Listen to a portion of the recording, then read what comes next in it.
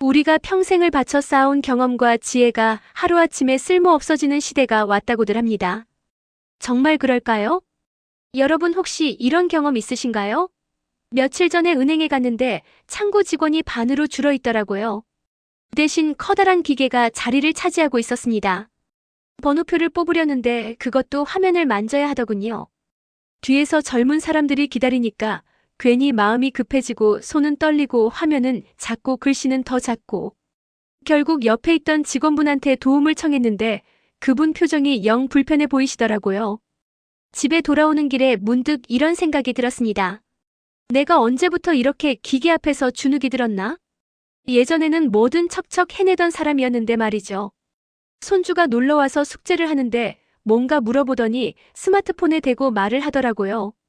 그러더니 화면에서 뭔가 척척 대답이 나오는 겁니다. 깜짝 놀라서 그게 뭐냐고 물었더니 할머니 이거 인공지능이야 하더군요. 세상이 어디까지 가는 건지 나는 점점 뒤처지는 건 아닌지 하는 생각이 들었습니다. 이런 변화를 모른 채 그냥 지나치시면 어떻게 될까요? 요즘 인공지능을 악용한 사기가 급증하고 있습니다. 유명 연예인 얼굴과 목소리를 인공지능으로 만들어서 투자 광고를 하는 사기꾼들이 있어요. 이걸 본 어르신들이 진짜인 줄 알고 돈을 보냈다가 큰 피해를 입으셨습니다. 손주 목소리를 똑같이 흉내내는 인공지능으로 할머니. 나 급하게 돈이 필요해 하고 전화해서 속이는 일도 늘고 있어요. 이런 세상에서 인공지능이 뭔지도 모르고 어떻게 작동하는지도 모르면 당할 수밖에 없습니다. 그리고 우리 자녀들 손주들이 살아갈 세상이 어떻게 바뀌는지 모르면 그들에게 조언해 줄 수도 없어요. 요즘 뉴스를 켜면 하루가 멀다 하고 인공지능 이야기가 나옵니다. 일자리가 없어진다, 로봇이 사람을 대신한다, 앞으로 큰일이다 이런 이야기들이죠. 듣다 보면 걱정이 앞서고 불안해지기도 합니다. 우리 자녀들은 앞으로 어떻게 먹고 살까? 손주들이 커서 일자리는 있을까? 내 노후는 안전한 걸까? 평생 모아온 자산의 가치는 어떻게 될까? 이런 생각들이 꼬리에 꼬리를 물고 이어지시죠. 스마트폰 하나 익히는 것도 버거운데 인공지능이라니 참 막막하게 느껴지실 겁니다. 젊은 사람들은 금방 배우는데 우리는 왜 이렇게 느린가 하는 자괴감도 드시고요.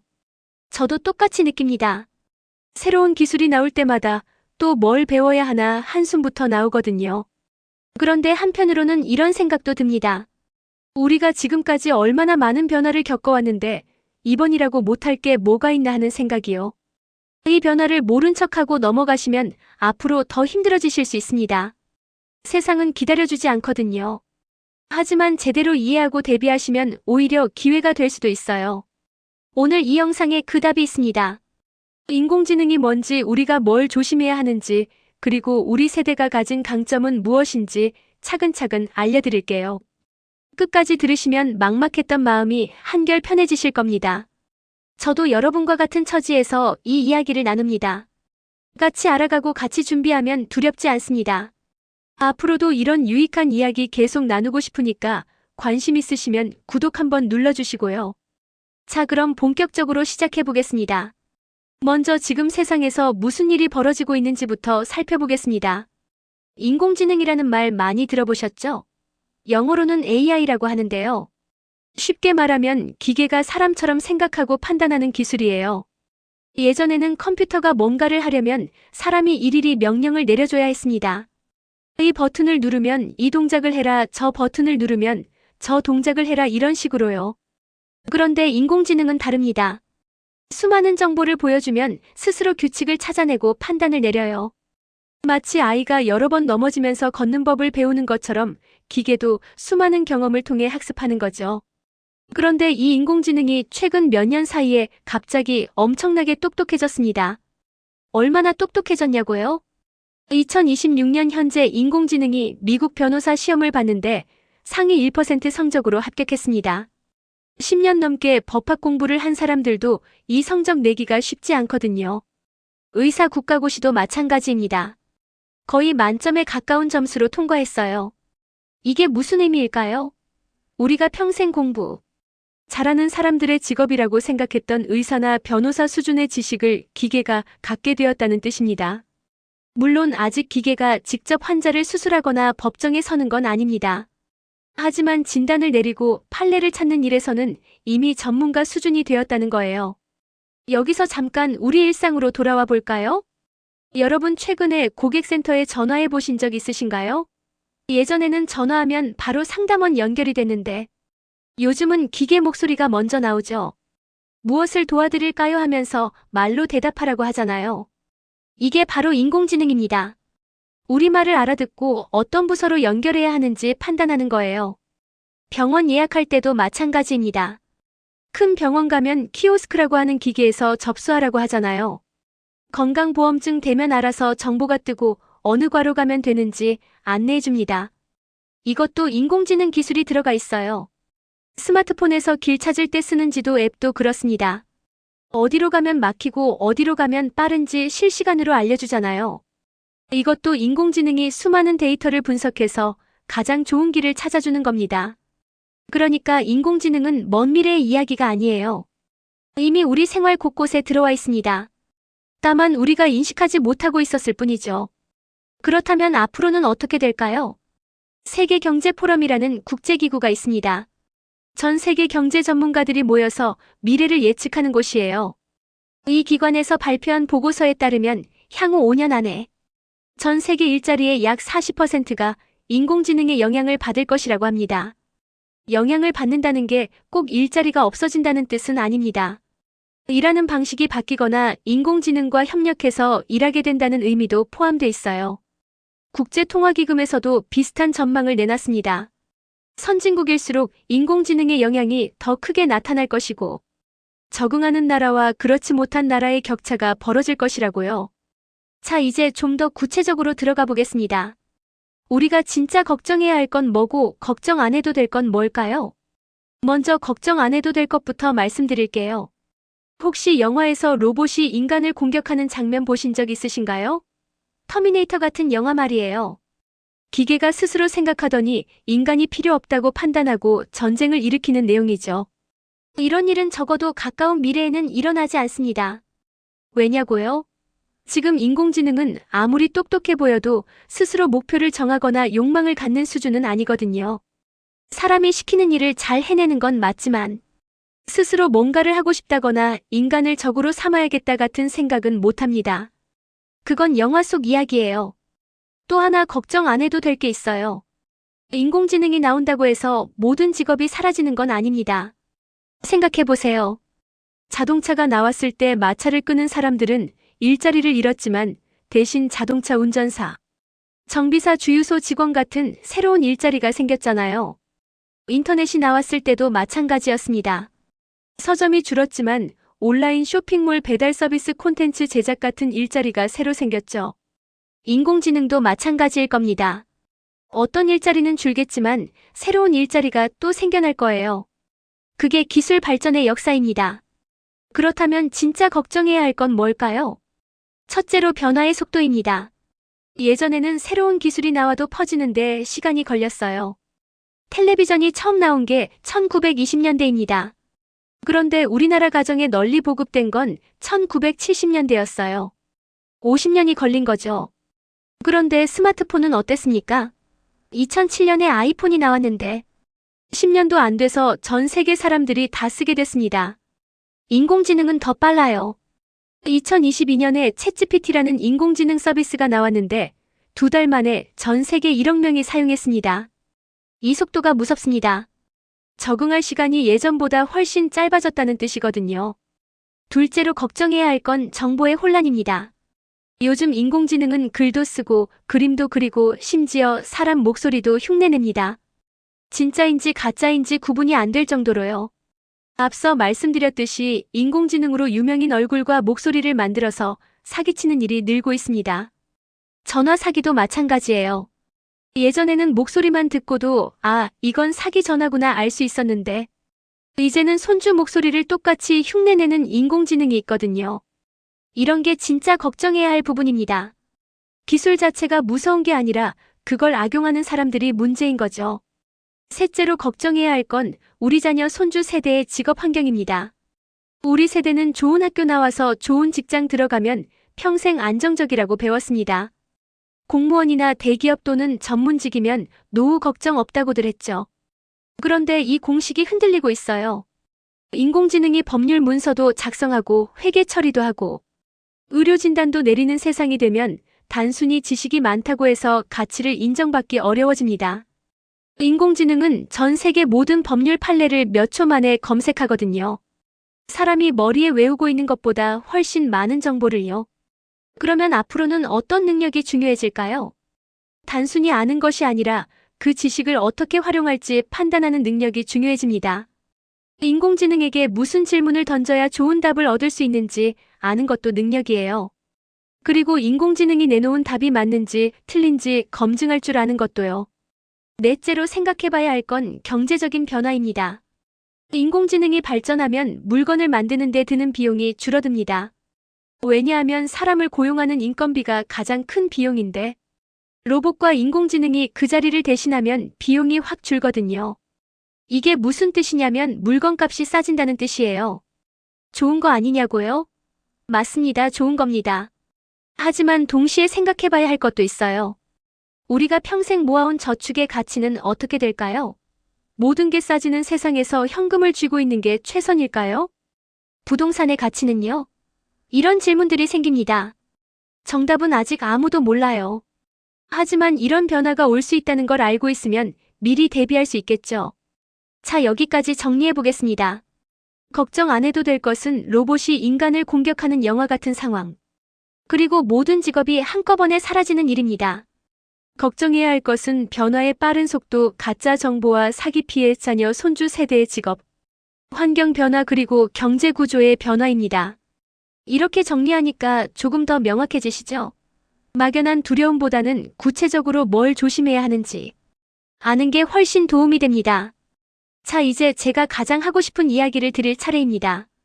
바로 우리 시니어 세대가 가진 강점에 대해서요.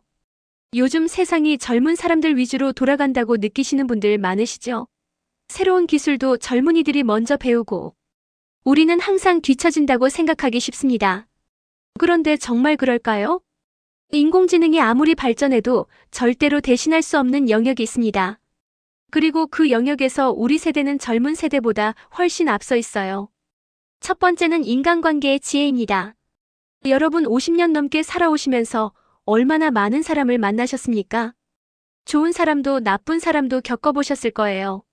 속아본 적도 있고 뜻밖의 도움을 받은 적도 있으시겠죠. 이 경험에서 나오는 직관은 인공지능이 흉내낼 수 없습니다. 인공지능은 데이터를 분석해서 이 사람이 거짓말할 확률이 몇 %다 이런 건 계산할 수 있어요. 하지만 상대방 눈빛을 보고 아, 이 사람은 말은 저렇게 하지만 속마음은 다르구나 하고 느끼는 건 못합니다. 사람 사이의 미묘한 감정을 읽어내는 능력. 갈등 상황에서 중재하는 지혜 신뢰를 쌓아가는 과정 이런 건 수십 년 경험에서만 나옵니다. 젊은 친구들이 인간관계에서 힘들어할 때 조언해 주실 수 있는 분들이 바로 여러분입니다. 두 번째는 위기 상황에서의 판단력입니다. 우리 세대는 참 많은 위기를 겪어왔습니다. 1970년대 오일 쇼크도 있었고 1997년 외환위기도 있었고 2008년 금융위기도 있었죠. 코로나 시기도 지나왔습니다. 그때마다 어떻게 버텨오셨습니까? 허리띠 졸라매고 아끼고 서로 돕고 그러면서 이겨내셨잖아요. 이 경험이 얼마나 귀한 건지 아시나요? 젊은 세대는 큰 위기를 겪어본 적이 별로 없어요. 태어날 때부터 풍요로운 환경에서 자란 친구들이 많습니다. 그래서 갑자기 어려운 상황이 닥치면 당황하기 쉽죠. 하지만 우리는 압니다. 아무리 힘들어도 결국 지나간다는 걸요. 그리고 그 와중에 무엇을 지키고 무엇을 포기해야 하는지 판단할 줄 압니다. 인공지능은 과거 데이터를 분석해서 전에 이런 상황에서는 이렇게 했다 하고 알려줄 수는 있어요.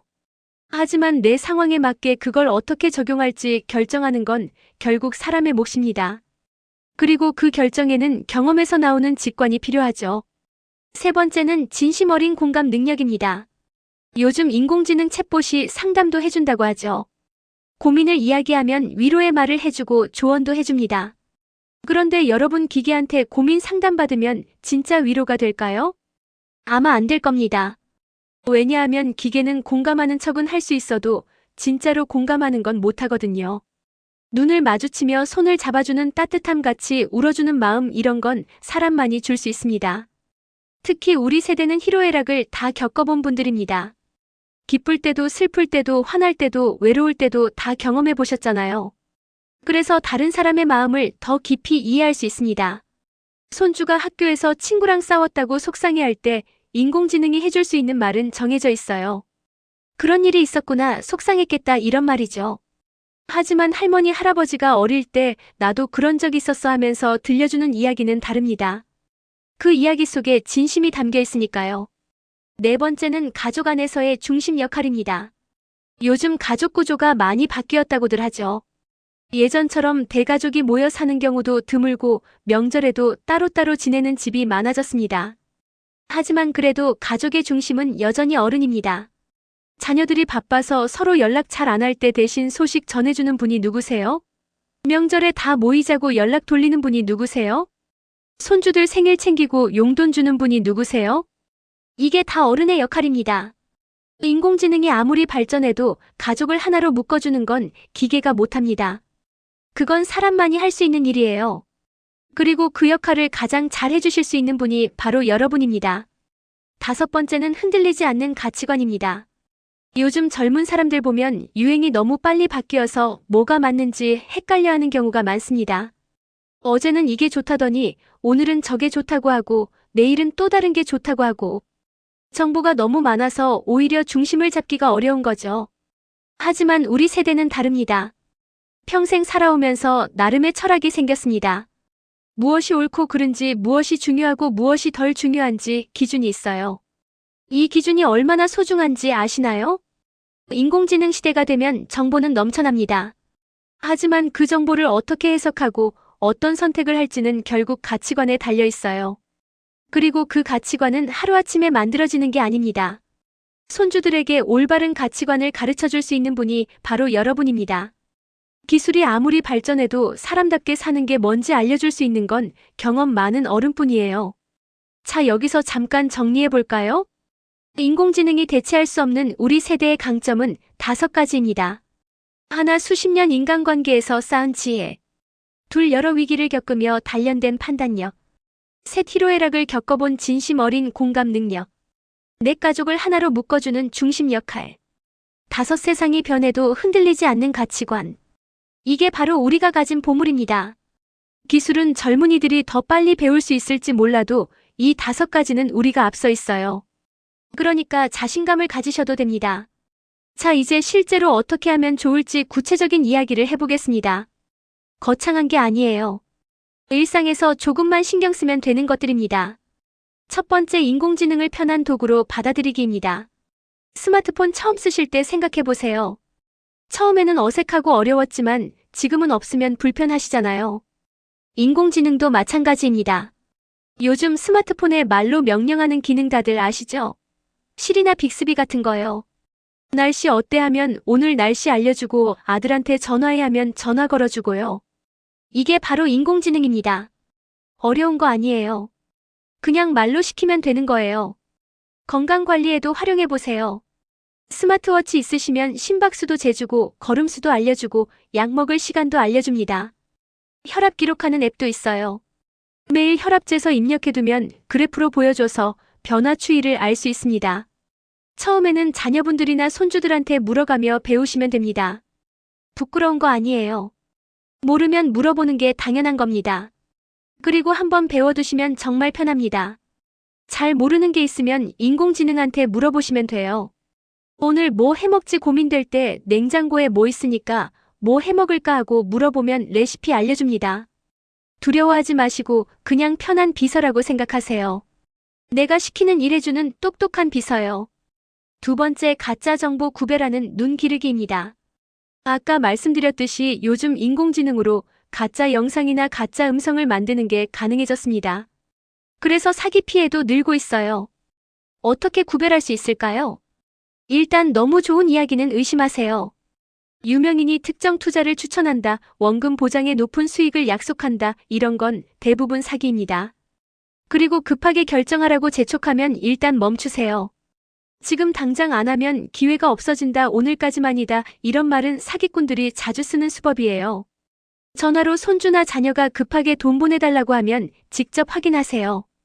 일단 전화 끊고 아는 번호로 다시 전화해서 정말 내가 한 거 맞아 하고 확인하는 겁니다. 목소리가 똑같아도요. 뉴스나 정보도 출처를 확인하세요. 어디서 나온 이야기인지 공신력 있는 언론이나 기관에서 나온 건지 확인하는 습관을 들이시면 좋습니다. 이게 어렵지 않아요. 의심하고 확인하고 급하게 결정 안 하면 대부분의 사기는 피할 수 있습니다. 세 번째, 자산관리 관점 다시 점검하기입니다. 앞에서 인공지능이 발전하면 물가가 떨어질 수 있다고 말씀드렸죠. 물건 만드는 비용이 줄어드니까요. 그렇다면 우리가 가진 자산은 어떻게 관리하는 게 좋을까요? 솔직히 정답은 아무도 몰라요. 미래를 정확히 예측하는 건 불가능하니까요. 하지만 한 가지는 확실합니다. 지금까지 해왔던 방식이 앞으로도 통할 거라는 보장은 없다는 거예요. 그러니까 전문가 상담을 받아보시는 걸 권합니다. 은행이나 증권사에 가시면 상담 받을 수 있어요. 아니면 자녀분들과 함께 이야기 나눠보시는 것도 좋습니다. 중요한 건 관심을 가지시는 겁니다. 세상이 바뀌는데 내 자산 관리도 바뀌어야 할 수 있다는 인식이요. 무작정 불안해하실 필요는 없어요. 하지만 무관심하시면 안 됩니다. 네 번째, 건강 자본 지키기입니다. 이게 제일 중요합니다. 솔직히 말씀드릴게요.